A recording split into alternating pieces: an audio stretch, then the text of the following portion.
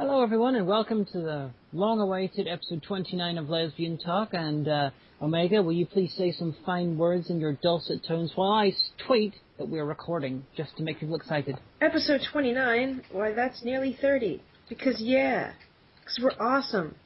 Actually, no. So we've had a bit of a hiatus due to the fact that I completely lost my hard drive about 3 weeks ago. And I was able to rehab an old Hewlett-Packard computer that ran Vista. It was an old laptop of mine, which wasn't able to support Adobe, so we weren't able to do sound editing. I wasn't able to do very much on that computer, but good news is I got a brand new hard drive, a little bit quicker, a little bit better. You totally could have sex on that computer, but it would have broken it even further. Why? What? It was a little notebook. It had, no screen. Why would I have sex on the computer? Well, you put the screen down, and then you make it as flat as you can, and then you try to have sex on top of it. With whom? I didn't say it was a good idea or very plausible. I just said it was possible. You should totally have sex on top of your computer with mysterious persons. Well, I'm not here, my wife says. He's in central Pennsylvania. Actually, I saw Kippers a few weeks ago. He's lost a lot of weight, and he's happy, and he's doing well. Was he glad to see you? He was. He came and sat on me. So he still loves you? He does. He beat up my friend's dog, though. Oh, which one? Jack. Oh, well, Jack's crazy, eccentric, not very bright. Well, he's just a big dog, Yeah. But the word from last time, I can't really say that last week in good conscience. The word from last time... Week just means different things at different contexts. Yeah, the last week. Yeah, weak as in not strong, which means that we've had a not strong time. We've had a very weak time when not recording Lesbian Talk. It works. We were sad. But that word was anywhere, meaning any place. So we get to pick which place we're going to talk about. And, honey, what place is that? We are going to talk about Edinburgh mostly because Omega, in about 3 weeks, is making the long, treacherous alpine voyage. Alpine? From the city of Philadelphia to the city of Dublin, where I will meet her, and then she will stay in Northern Ireland for 2 nights, and then we will fly over to Edinburgh with her parents and my parents. It's like a family get-together type thing, and stay there for 4 days, and then come back to Northern Ireland for another 4 or 5 days. But alpine? Yeah. Yeah. Actually, it's about a 6 or 7 hour flight, really. It's an overnight flight. You leave at 9 p.m. out of Philly. You get there at 8 a.m. Dublin time, so. Yeah, it takes an hour less going from America to Ireland than it does the other way around, mostly because of the wind. But yeah, I don't know. I made the trip once before, way back in the day, so I'll probably sleep. You were fine with it. You can sleep in airplanes. I can't. Well, I didn't sleep very well. I was kind of cold, so this time I'm going to dress, for You got drugged, I recall. You were all like, I'm going to go to sleep, and then you were wake up, and you're like, why are there crazy things out the window? And then this Irish person was like, are you special? No, toy. That's exactly not what happened. No, what happened was, I was getting some magazines at, one of the little exorbitantly priced little shops there. I saw this stuff that was about the size of an energy shot, and it was called Dream Water. And it had melatonin in it. Melatonin is one of the hormones your body produces that causes drowsiness. It actually can be a pretty safe, non-addictive sleep aid to take. I've taken melatonin tabs before, It does make you pretty drowsy. So I was like, okay, well, I'll try this. So I sat on the plane, and I was reading People magazine. And I started to feel tired, and I woke up. The thing is that I had gone to sleep, and I was on the window side, because I like to have the window seat. Next to me was this tween who her parents were in, or a few rows ahead of her, because the whole family was going back to Ireland, because they were Irish. And then on the aisle seat was an English guy who was of Indian descent. And so he was chatting with her when I fell asleep. And then I woke up, and I guess she and her mom had switched places at some point, because her mom was sitting next to me when I woke up in the middle of the flight, and I was like, oh, that's different, because I woke up to use the restroom. And then when I woke up again, we were actually coming into Dublin, and the girl was back, and I looked down, and it was really cool because the ground below it looked like a mosaic patchwork of green, because there was all these little teeny squares and little shapes that outlined in a tree line. And I said, "You're from here, right?" And she goes, "Yeah." And I was like, "What's the deal with all of those lines?" She's like, "Oh, they're farms." And she looked at me like I was special. She never said I was special, but She gave me a look. You are special, just not in that way. Seriously indicated I had a screw loose. Well, you don't. Well, you come from like Philadelphia. You spent a big chunk of your life in Baltimore, so why would we expect you to understand what greenery was like and how we have many different shades of green? Hey, I was born and raised in Chester County. Well, tell them. I've been in your area where you've got like the one uniform shade of green and everything is like green fascist. Okay, so there's a lot of kudzu vine in Chester County. It's a thing. How did we even get on talking about this in the car? Because you asked me something about why everything was not right. And well, we would drive around and I was looking at the kudzu and it's like one shade of green covering absolutely everything, and I remember thinking this was very distasteful and uncouth. But why is it uncouth though? It's just green. And as I said at the time, where I'm from, every type of greenery knows its place, and we have many different shades that work in harmony. America can only afford one shade of green, and it's on everything. Actually, there are 50 Shades of Green if you buy Lindsay's book, and also Nella and Elisa. That was a plug, by the way. I'm not being paid. Seriously, go check out their book, because they're doing the self-publishing thing, which is really, really good. So, but no, it's just the kudzu vine is the kudzu vine. That's just how it be. But I know rural stuff. I mean, I've lived in Chester County. It's kind of rural, a little bit. Tiny bit. Yeah. But so, what are all the but like you said in the conversation earlier, Northern Ireland is like living in rural Kansas. Well, okay, house price wise, yes, you're right. Well, yeah, also lots of farms everywhere. It's like if rural Kansas was inside Michigan. There's cows everywhere. Michigan's got the right shade of green, as far as I can tell from pictures. Never been to Michigan, so I can't tell for sure. Right shade of green. Think some kind of like fascist, go around measuring all the green. Well, it's how do you put it? Ireland's got many different shades of green, but they all feel right because Ireland is perpetually covered in water and a faint sense of despair. What does that even? Okay, James Joyce, whatever you say. But yeah, we'll go on to our actual trip now. All right, so what are some of the stuff that we want to do in Edinburgh? Because you have this whole itinerary, and you keep telling me stuff, and I keep going, okay, that sounds good. Okay, yeah, we can totally do that. Yes, on the first day, because her parents and our parents are going to meet up at the airport. We're going to leave the airport before her parents arrive, and so we're pretty much going to get an extra few hours in the city. We're going to go over to the Camera Obscura on the Saturday. That'll be the 14th, I think. Honey, what is the Camera Obscura? Is it that band? Because there actually is a band called that. It's a recreation of a Arab medieval scientific device that's basically like a very early live camera feed, but it was medieval. So it's unelectronic. I like how the thunder is rumbling as you're saying that, as though it's ominous in nature. Dun dun dun. But the Camera Obscura is really cool. It's on the very top of this multi-tiered museum, and it's all dedicated to holograms and optics and visual media.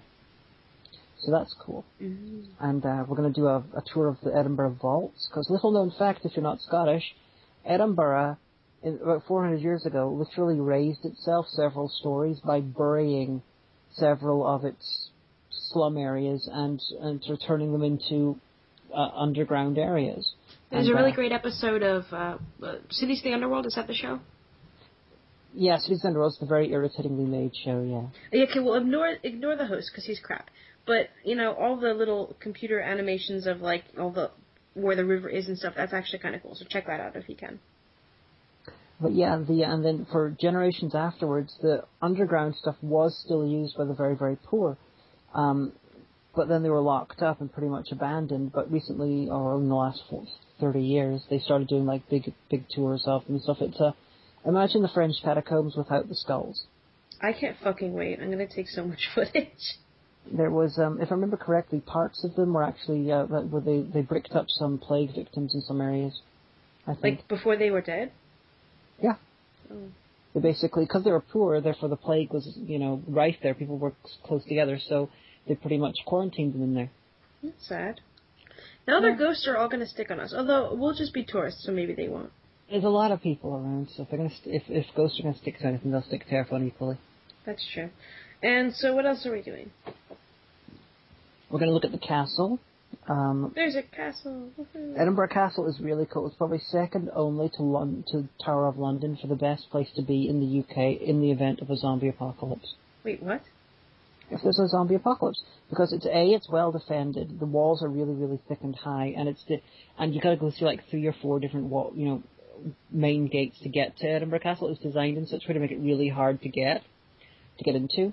Plus, it's still a working castle. It's a very limited amount of soldiers are still there, but there are soldiers still there. That's got to be a really cushy assignment if you are a Scottish soldier. And the Tower of London's only better because it's got all those things, but also it's got like medieval weaponry still there. Cool, so you can like fight zombies with swords.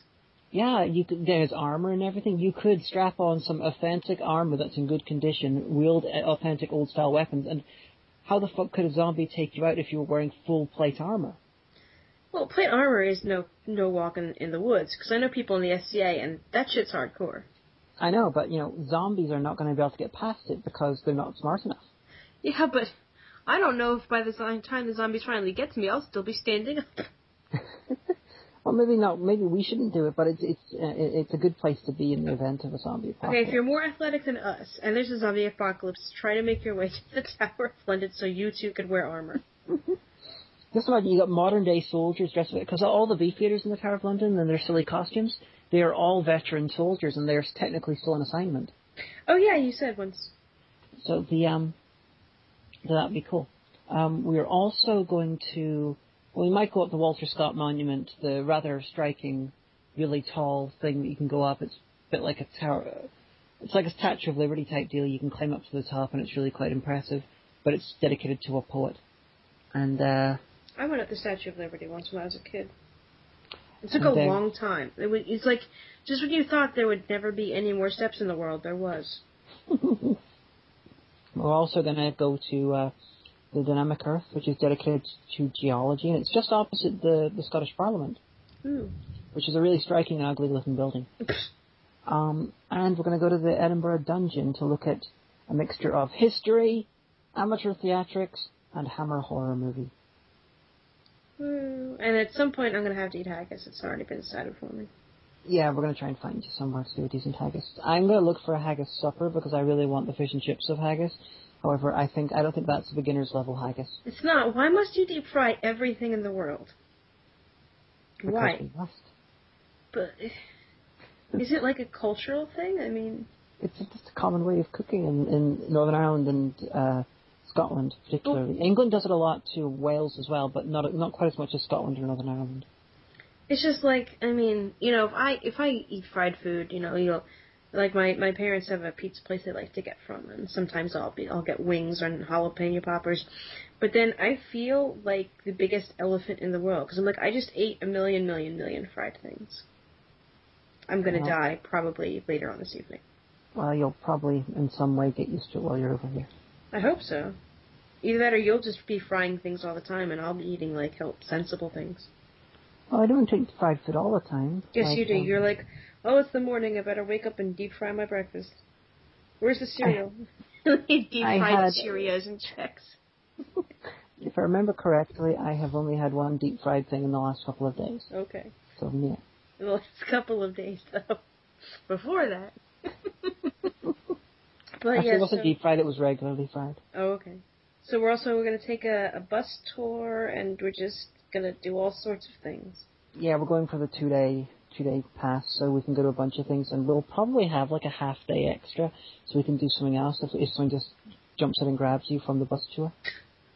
And there's also the Museum of Scotland, which we can do, which is free and apparently quite decent. I asked my best friend. I said, "Hey, so I'm gonna be in Scotland and Northern Ireland. What should I bring you back?" It's like panic. No. That's what Sam said. So Melissa said, "Oh well, if you can find me a magnet or something," as if like it's a rare quantity. Like I don't know if we'll be able to find you a magnet anywhere in the UK. Well, look though. Well, you'll definitely find one in Edinburgh. Probably find one in Belfast, but Derry doesn't have that much in the way of tourist shops. Because you're not proud of yourselves? Well, it's just a very small area, so you might find something. You'll find something else. Like I brought you the teddy bear, which had Derry on it. Has he blown anything up yet? No. You gave me a dairy scarf, but the dog chewed holes in it, and I'm sad.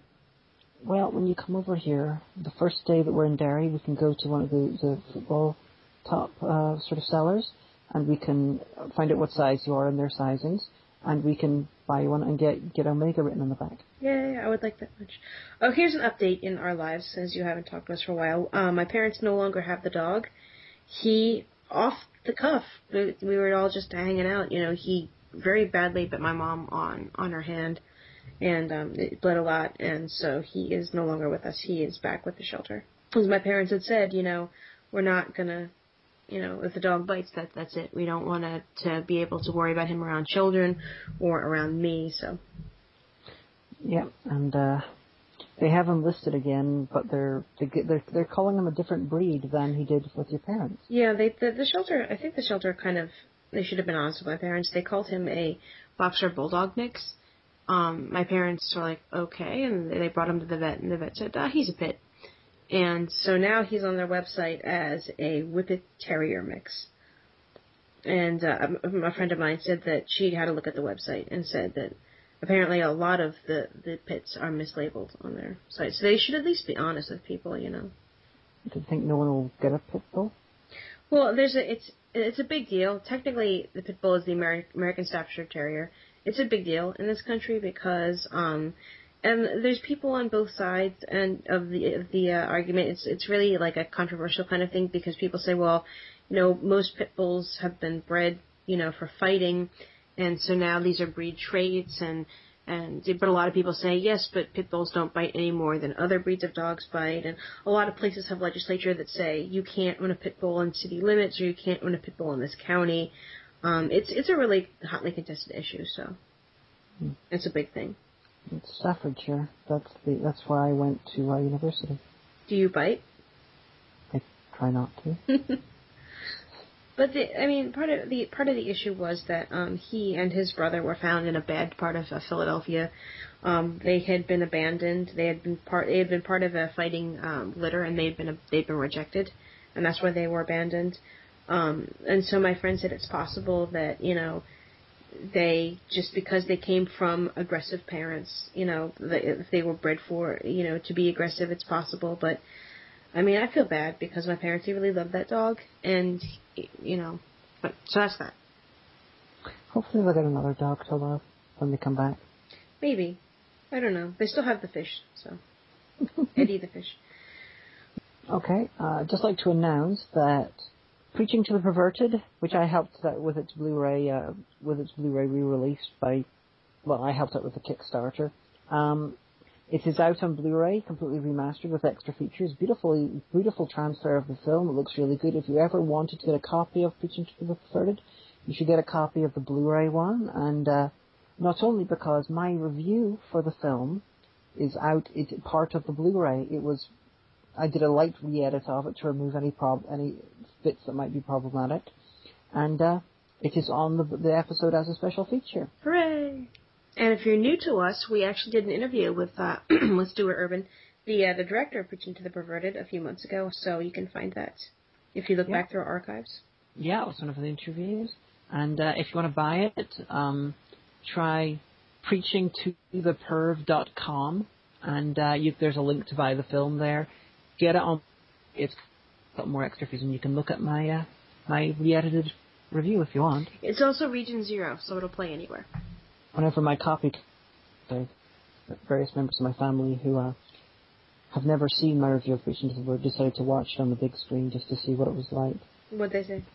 Quite a little bit baffled. Yeah. Was it in the flubs for that one that because Nicola's minion's wearing a hood, Aaron calls her Omega? Yes. I remember that. And I burst out laughing.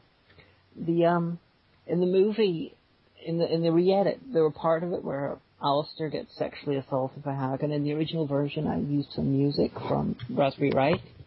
So in order to keep that scene in there, what I had to do was go back to the flubs and basically take the audio of me, yelling into the camera and recreate the audio from that scene. That must have been difficult. Yeah, it was really, it was the most irritating thing I had to do. Other times I had to go in and basically overlay bits of black boxes with footage from the original film and everything, so it would look seamless, and so that the black boxes never turned up in the review, and shit like that. Dubbing over the gun sound I had, which because I'm not entirely sure if it's copyright free. Oh. With one that was definitely copyright free, shit like that.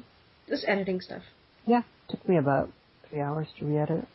Nah, not 3 hours, it didn't take that long, but it was fun, and the interesting thing is, if you'd never seen the review before, I think that you would find it difficult to realize that's not the original edit. It is quite smooth. See, now I should watch it.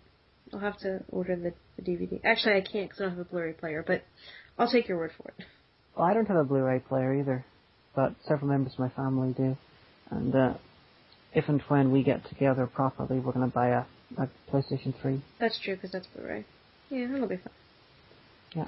Yeah, I mean, I have the HD cord, and I have an HD TV. I technically could buy a Blu-ray player if I really, really wanted to, but I don't see the need to right now. That's how technology is. Well, when I think about Blu-ray, I had the idea that, I own 3 Blu-rays, The Taint, Preaching to the Perverted, and Return to House on Haunted Hill. Mm-hmm. Now, Return to House on Haunted Hill, I only bought it because the film's not great. The film's like a 5 or a 6, but on the Blu-ray only, it's a choose-your-own-adventure movie. Oh. So at certain points of the film, you get to choose what the characters do, and I thought that was such a good idea, I bought the Blu-ray just so I could do that. That's pretty cool. I like that. Yeah, and so I was thinking I should totally do a review of that, but do a choose-your-own-adventure review. So I do it like with annotations in YouTube, and have certain points when you have 3 choices about what's going to happen in the review. No, you totally should. I'll watch it. It would be difficult as fuck to put together, though. Yeah, it would take a lot of time, but if you ever want to do that, I will help you out with it. But what's going on? Oh, I'm pretty excited because there's a whole lot going on the paper and pencil RPG front recently. Mm-hmm. Now, a lot of people know that I can pretty much go on at length about tabletop gaming, and particularly White Wolf. I think that White Wolf Publishing, their stuff is just... It brought me into role-playing, and it's kind of made more of an impact on me than Dungeons & Dragons ever did. If White Wolf had a dick, she would totally suck it, and that's a big, big thing for her to admit to. I didn't admit to anything. You just said that for me. If White Wolf had a dick, my wife would totally be pimping me out for it. But so actually, Onyx Path is a small publishing house. I think a publishing company. I think I talked about them before.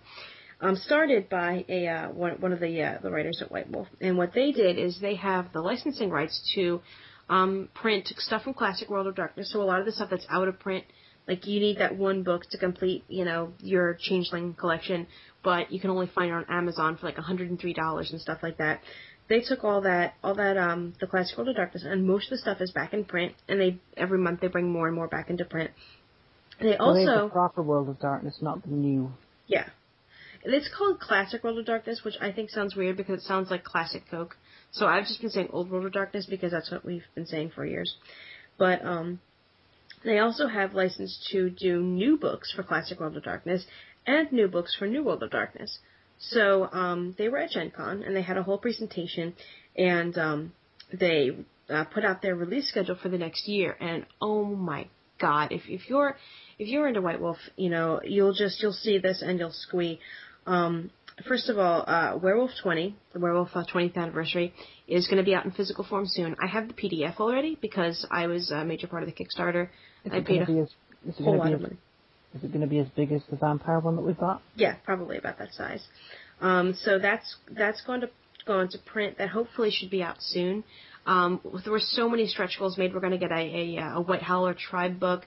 Jess Hartley, who worked, she was a big part of Changeling, and she's been a freelance for White Wolf for years. You can actually follow her on Twitter, and I recommend you do. She's working on the White Howler Tribe book. There's going to be a fiction anthology. There's going to be some great stuff coming out of that. The Changing Breeds companion will be updated for W20. Now, that just finished its Kickstarter, so hopefully we'll be getting that soon. Mage 20th edition is actually being written right now, or 20th anniversary is actually being written right now. I know Phil Bricado, who worked on the original Mage, is a big part of that, so hopefully that Kickstarter will go up soon. They just put out, now Demon the Fallen was a kind of unsung game of Classic World of Darkness. It was the last Supernatural line to be released. And I always thought it suffered for that. I always felt it couldn't really find its place in a World of Darkness that was so crowded with Supernaturals. And I always had hoped it would be a little bit like Steve Jackson's In Nomine, and it was and it wasn't. But anyway, that's been rebooted as Demon the Descent. And if you're curious about that, they have through drivethrurpg.com for free. You can quote unquote purchase and download a PDF quick start rules and guide, which is basically, if you're familiar with the quick start, everything you would need to run the short adventure that they apply for you. So that's pretty cool. I'm really excited about that. And a friend of mine has told me that he's on board to help develop a new Dark Ages Volume 4 V20, which is Vampire 20th Edition. So that's amazing.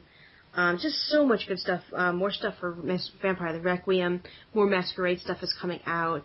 Some Technocracy Convention books are coming out.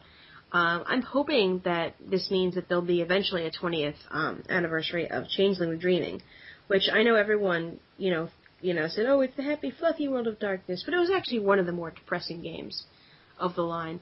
It was just announced on Facebook that Wraith will get a 20th anniversary. I don't know if they're going to do it through Kickstarter. That hasn't been announced yet, but just so much really great, really amazing stuff. And the cool thing is... How about a re-release of Vampire the Masquerade Bloodlines? Well, see, here's the thing. This is all the publishing stuff. For that would have to go through CCP because they're the computer people. And that would be really cool. I'd love to see that, but I don't think we will because they've, spent years and years and years and God knows how much money working on this World of Darkness MMO, and it's still, we have no idea about the release date on it. So it's conceivable. You can at least give the rights to GOG.com because you can buy the medieval World of Darkness game from them for about $5. That would be really great. Well, I think what they should do is, split off a little separate a little separate company just to do PC games because Werewolf Heart of Gaia, anyone? Yeah, with GOG you can play old games for the PC, GOG.com, and they've rejigged them slightly so that they work on modern PCs. You just download the .exe file, and then you can install it on your computer. And unlike some other programs, you can actually just copy the install file and give it to as many people as you want. I don't know if that's bad, if they accidentally missed that, or if they were just trying to be decent. But it's really nice of them, I have to say. Speaking of PC games, if you have time, check out Gone Home. It's not really an adventure game. I don't really know how to classify it, but it took me about 2.5 hours to go through the whole game, so it's a short little thing, but it's available from GoneHomeGame.com and also available on Steam.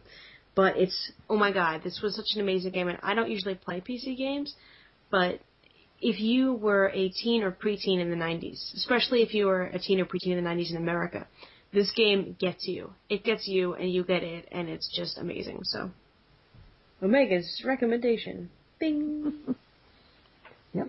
And because we're doing PC recommendations, I've been... because of GOG, I downloaded Icewind Dale, and so I've been playing that. Previously I downloaded like Total Annihilation and Beat It and Dungeon Keeper and stuff. I think I've also got a copy of Syndicate knocking around somewhere because of it. It's got all the Ultima games. Check it out. Yeah.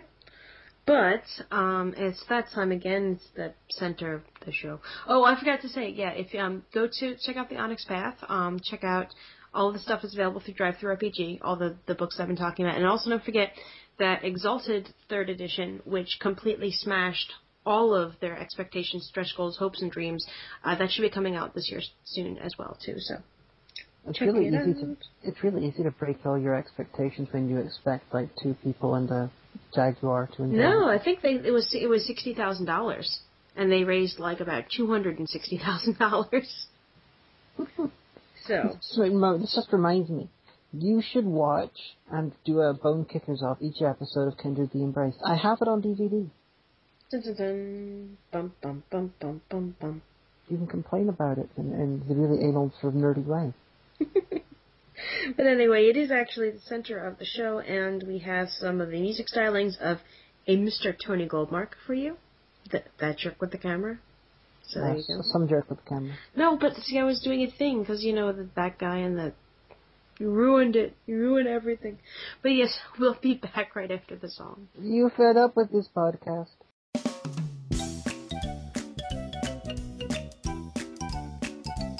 She's here, she's there, she's everywhere. There ain't no way to escape her.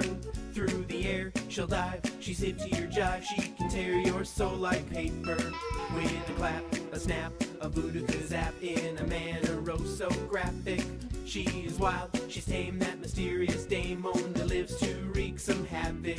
She's as wicked as a witch, and as old as the Mona Lisa.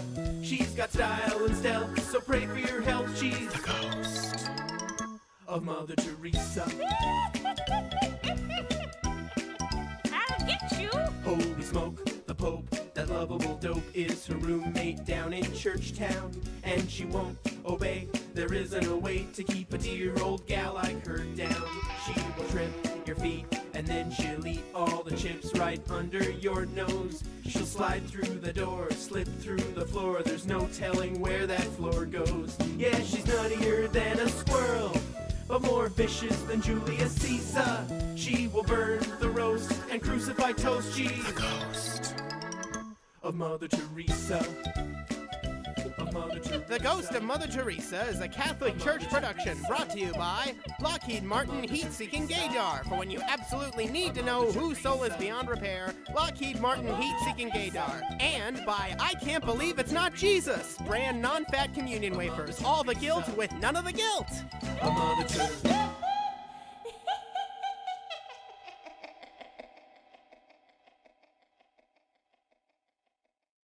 And we're back. That was, of course, jerky guy with a camera from San Francisco who is trying little bit by little bit to take over Weird Al Yankovic's life. I'm waiting for one day when he gets arrested for having a knife in Al's bedroom, trying to cut him open and wear his skin. Thanks, honey. Thanks for that. Tony's going to rescind his offer to let us play his stuff, isn't he? Probably. So now it's time for, I know, his favorite part of the show and everyone else's favorite part of the show. Giovanni, are you with us today? Yeah, boss. It's been a while, but I'm still around, still kicking, you know. What were you doing while we were away on hiatus? Oh, I was on vacation, actually, yeah. Where were you vacationing? Kansas, actually. It's really cool. I did the whole, cowboy thing. I rode on the back of a steer. I ate at a steakhouse. We went line dancing. It was great. Sometimes you have to get away from the ocean, you know. You went on the back of a steer and then you ate steak. So you rode on a cow and then you killed the cow and ate it. That's right, baby. Okay, Giovanni is hardcore. Not bad for a sea insect. I'm not an insect. I'm a crustacean. So, anyway, in celebration of the biggest nerd thing to happen ever, I thought I'd give you a little bit of Doctor Who trivia. So, did you know that Peter Capaldi is the only actor to play the Doctor who's ever won an Oscar? It's true. He won it in 1995 for Best Director of a Short. And that just goes to show. Yeah. About British people, I mean.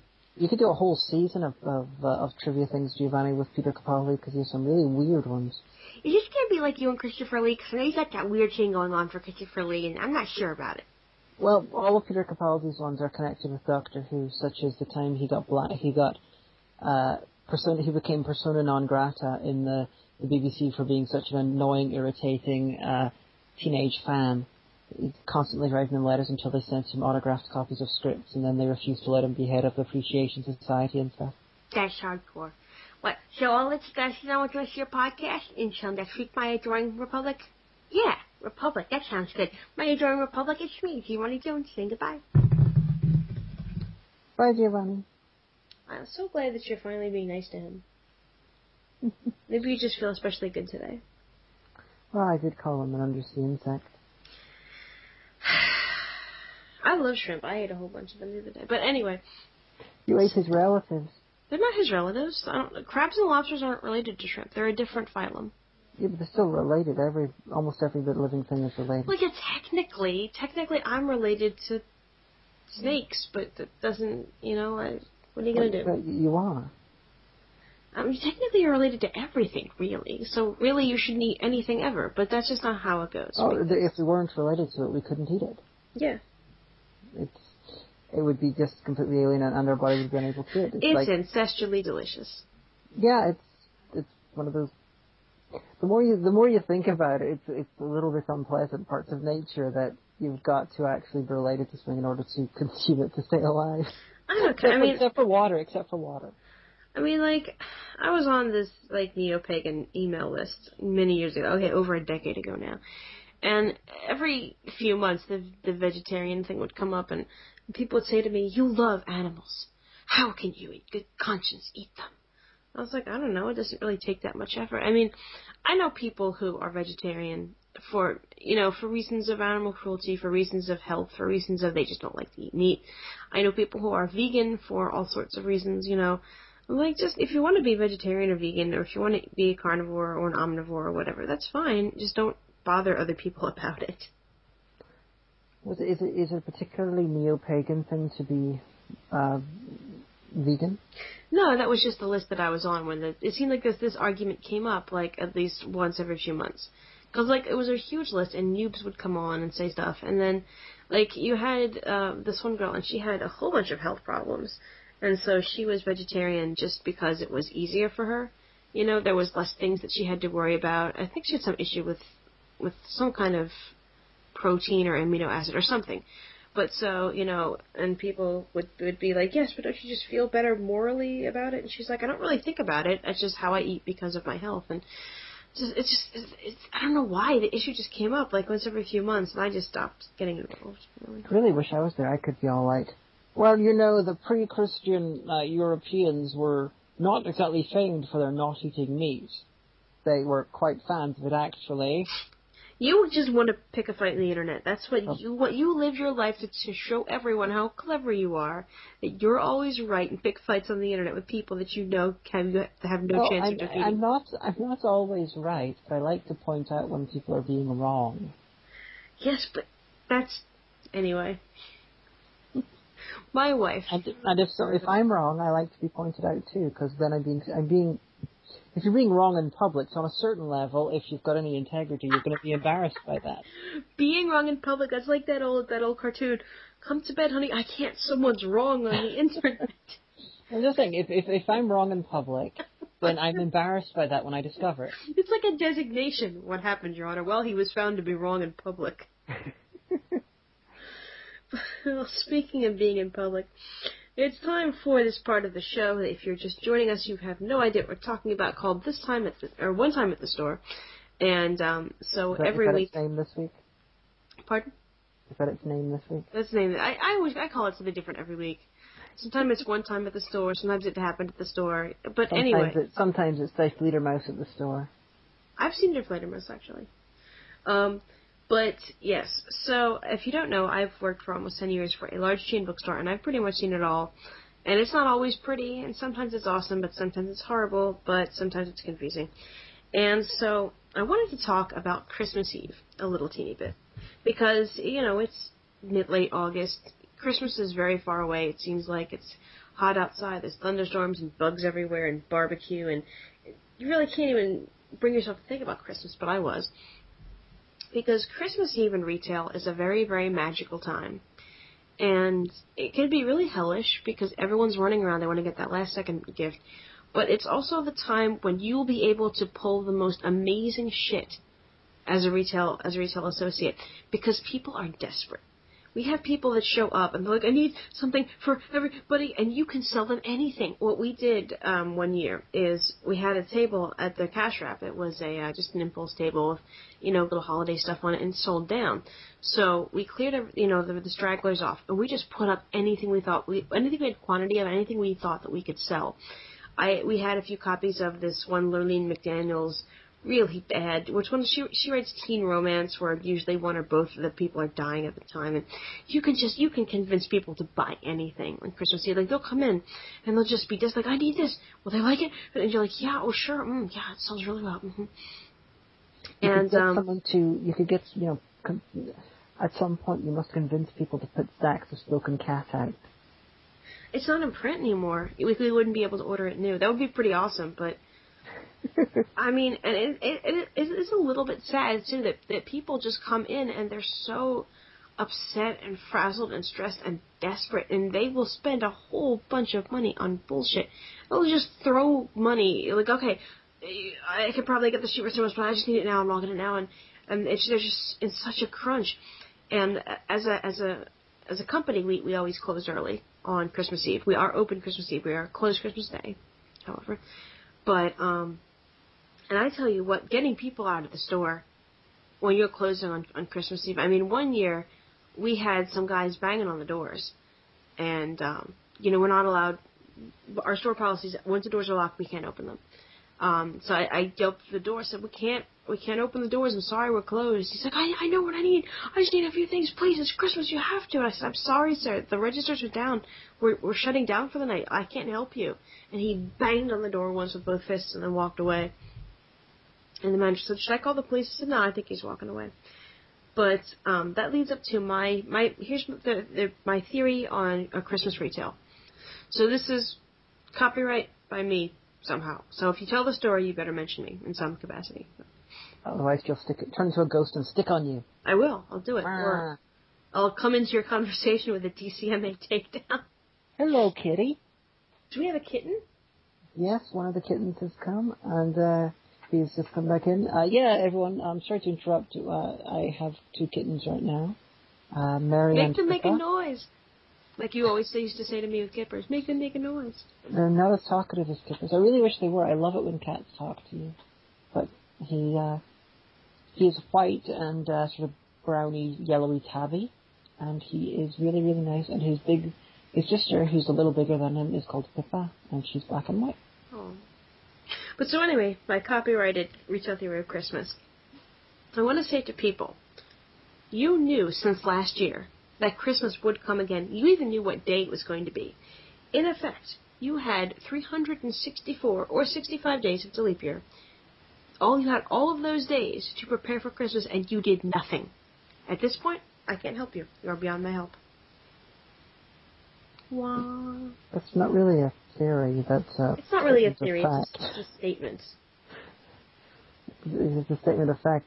Like, although someone could come up with a joke saying, how was I supposed to know that Christmas would be on December 25th this year? It's different every year. It's like, I know, they're like the little old bargain ladies that come in and they buy all the crap when it goes on clearance in March. And they say, I'll be able to use this next year at Christmas and I'll be able to get a jump on my shopping gear. And I'm like, that's good. But seriously, it's just start thinking about it in maybe like October or November, This is why my family has a very, very strict policy of, well, my family aren't Christians, so we don't really do Christmas, but for presents giving, you find out, so to avoid this sort of last minute crap things, you talk to the person and find out what they would like, or talk to them about what they're going to get, and so therefore you got less pressure to actually have stuff on the exact day it's supposed to be there. Well, no, but see, if you plan ahead though, and you know what, I pride myself, I love to give the perfect present. That's my thing. So here's a good example. So Thanksgiving one year, my Aunt Phyllis was talking about the story collection she used to read when she was a kid in the 50s called the Mother West Wind Stories. And she said, I'd give anything to read those again, but they're probably way out of print. Well, I went to the store and I looked it up and they were still in print. I just had to order it. So I ordered her the hardcover collection and I gave her to her on Christmas and she's like, oh my gosh, how did you know? And I was like, well, you're talking about it on Thanksgiving. I love to give the perfect present. So I don't want to be like, so would you want like a gift card or what? So even if my conversations have to involve trickery to subtly find out, I'll find out what you want and I will get it for you within reason. Well, my ones are much less romantic and much less effort given. It's just like, I would just gone up to, hey, Aunt Phyllis, do you want those books? I can look for them if you want. No, because it's the surprise. It's like they didn't even know it was going to happen. It's like how you were always saying that you wanted to see Death Chasers and you haven't been able to find a copy. And I remembered that from you saying in a flubs or a commentary or whatever.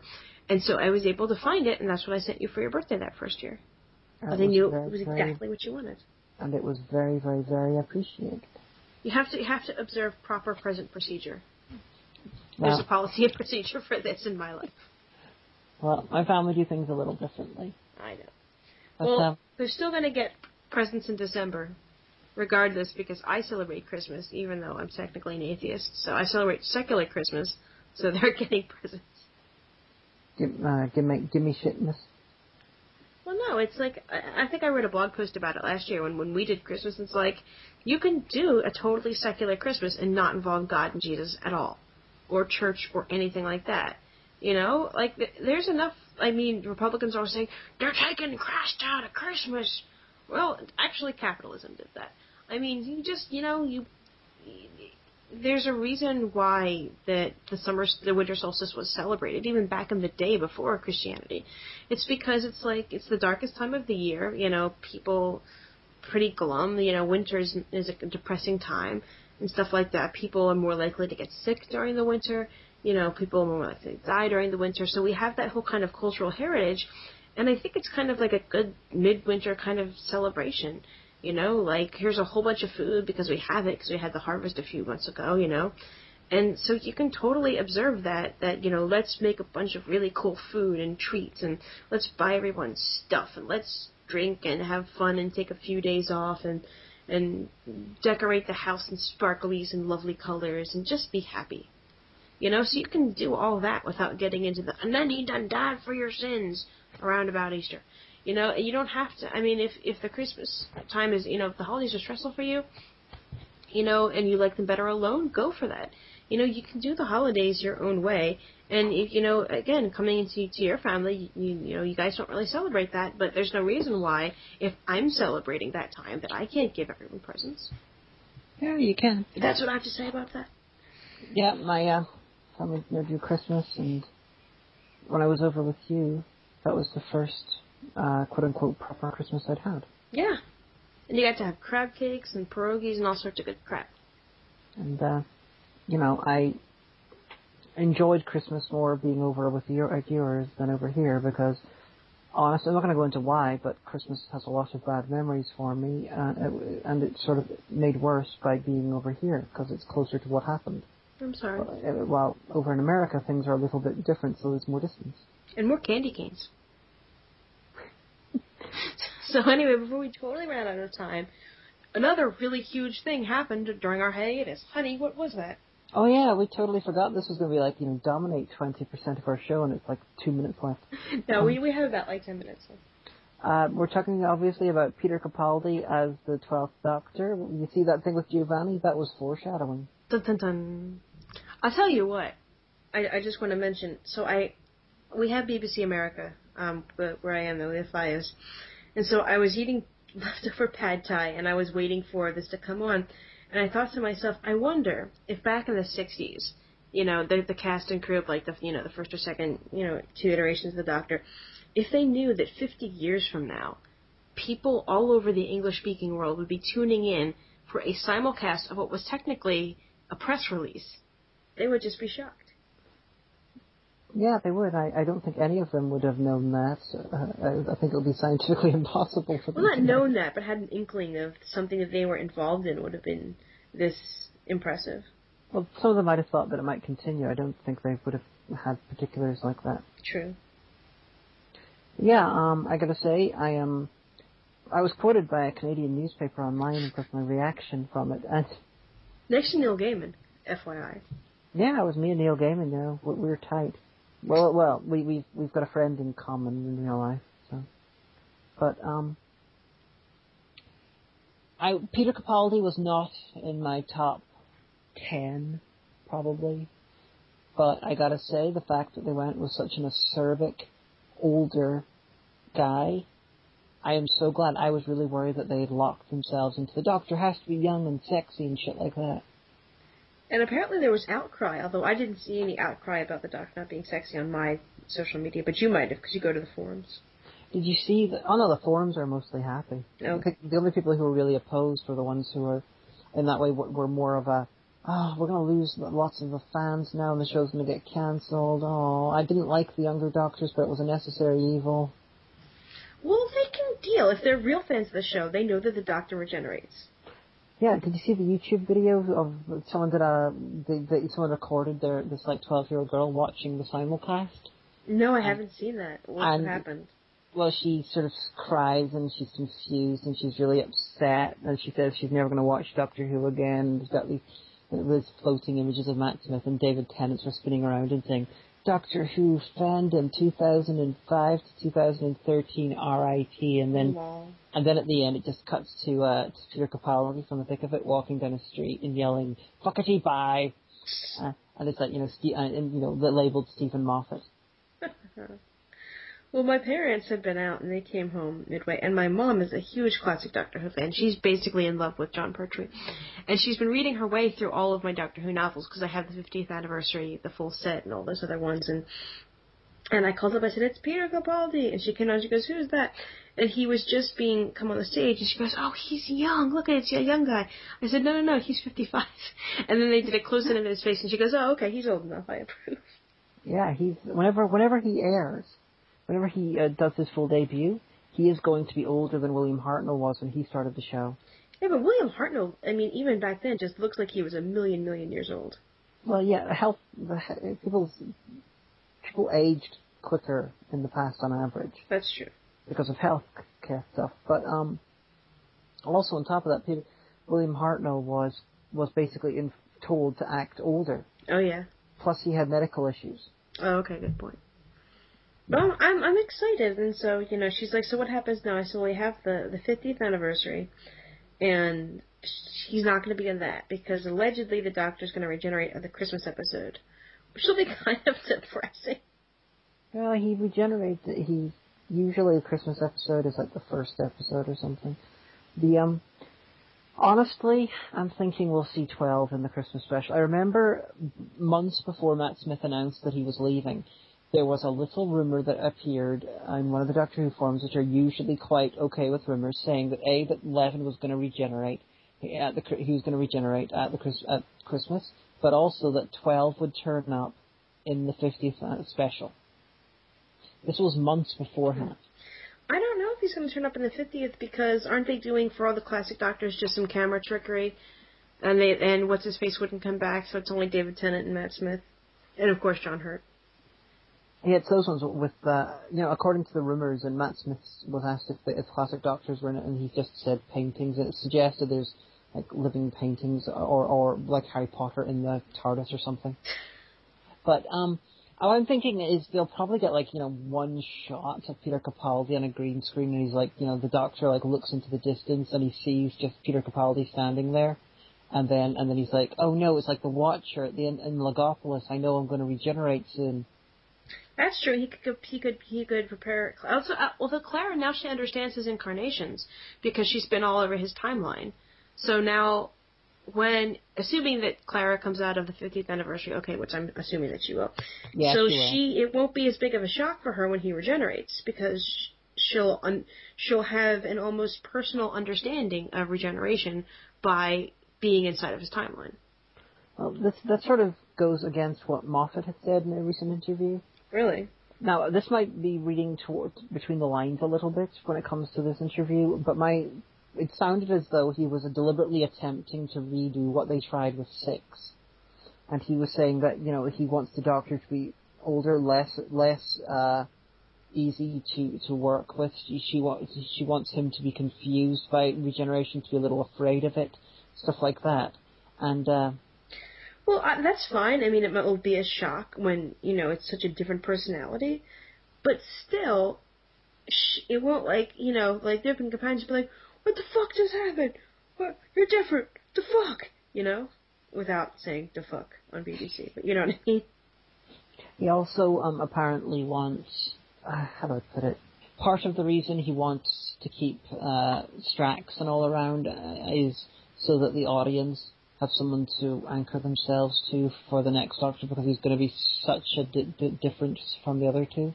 I'm okay with that, because I'll admit I really do like Strax, not as much, but I do like Jenny and Madame Vastra. I would totally read a novel that was just about their adventures. I'd read it. But I've been looking through different forums and stuff with all these fan made choices for costumes and all, and some of them are really good. Oh, really? Yeah, there was one of them actually. Weirdly enough, it was a suit that David Tennant wore in real life, which I quite like. David Tennant wore this to dinner one time. Imagine a really, really deep plum colored velvet suit with a black shirt and a plum-colored tie. I think you showed me this. Yeah, and I remember my comment after that was, if you give him an overcoat that's black with, like, the same colors the suit has lining, I'm so there. I want him to dress like a Victorian gentleman. I think that'd be pretty cool. Just saying. Well, but half the Doctors are dressed like that. Too bad. What more? Personally, I want something that's in some way evocative of Pertwee in the way that Matt Smith was a little bit evocative of Troughton, at least in his first season. I think my mom feels the same way. Yeah. Like, even if they went, like, because Pertwee, in his original, he didn't get to wear what he wanted as the Doctor. The reason he wore what he wore is because actually that's what he wore to the first press conference, and the producers just said, yeah, we're going to wear that, that's amazing. I was like, alright. What he wanted to wear was a Nehru outfit, which is named after Pandit Nehru, the first Prime Minister of India, and it was what the Master wore in the Pertwee era. Oh. So, it's also the sort of thing that Dr. Noam Blofeld wore. So, it's a really quite funky sort of, like, Indian-style formal jacket, and it's like, yeah, I would like to see the Doctor wear that. That's interesting. But I'm sure that we'll get, more chance to talk about the Doctor because we are running out of time. Oh, one more thing? Mm-hmm. My personal suggestion for what he should wear is something that I've thought would be good Doctor wear for a while. Have you ever seen the movie The Hebrew Hammer? No. Okay. The guy in it, the Hebrew Hammer himself, he wears like a black polo neck or turtleneck with white shirt over that, black waistcoat over that, and then a leather trench coat with a really wide-brimmed hat and a white scarf. And it basically looks like a cross between a pimp and a Hasidic Jew. And I would so love the Doctor to wear something like that. Come on, Hasidic pimp. You should write Stephen Moffat and let him know. It would be distinctive. Yes, it would be very distinctive. It's just like he's got a big hat and a black leather trench coat, but he's wearing like turtleneck and like shirts and everything underneath him. It does look a bit Doctor-y too.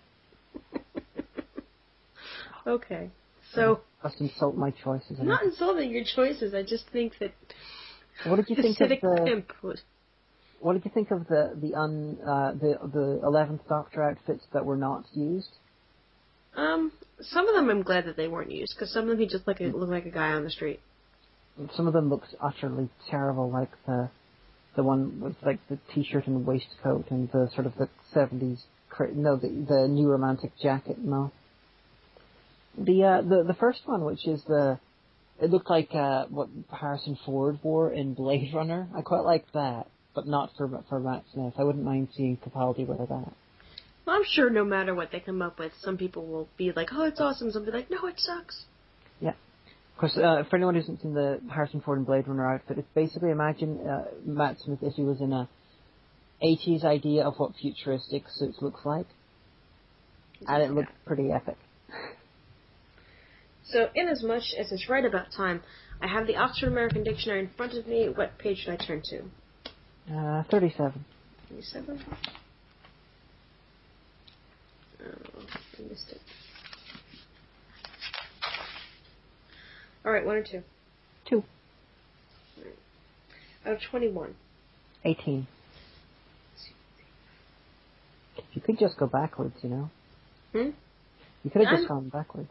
I'm not smart enough.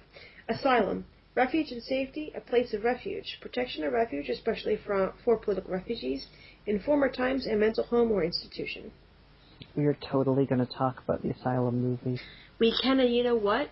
If you watch that movie that I watched, and I suggested that you watch, we could talk about that, too. Is it set in Asylum? It is. Excellent. Danvers State, as a matter of fact. Oh, yeah. All this and more in our blockbusting episode 30 of Lesbian Talk. Yeah. Dun, dun, dun. Oh, also, whenever we're over when she's over here, we're going to try to do like a Lesbian Talk special with the people who play the Minions and everything, but we're not 100% sure if it's going to happen. It'll depend on a couple of things. But we will be doing a marathon. Should we announce what the movie set it is? If you want to. We are going to be doing a marathon of the Police Academy movies, like we did the Twilight ones. So it'll be me, Arna Carrion, and Omega, and possibly one or two others if we get roped into it. We'll also go to a cinema at some point to do a vlog, but we don't know what. It'll depend what's on. And we might try. You probably shouldn't cook this, but that's iffy because that depends on using a kitchen. So. Yeah, that's very iffy. We have basically all the stuff that's lined up. If we had several more days, we could definitely do probably shouldn't cook this. It's looking unlikely because of the days. But, hopefully you'll be back in this country soon, or hopefully I'll be over to visit you. So we'll figure something out. Yeah, but we will have hopefully a Let's Try as well. So, if you watch our stuff on PME, expect a few videos, you know? Yeah, we don't know which ones, but there'll be something. Yeah. Definitely. But until that time, I have been the Omega, and who have you been this week? Giovanni Jones.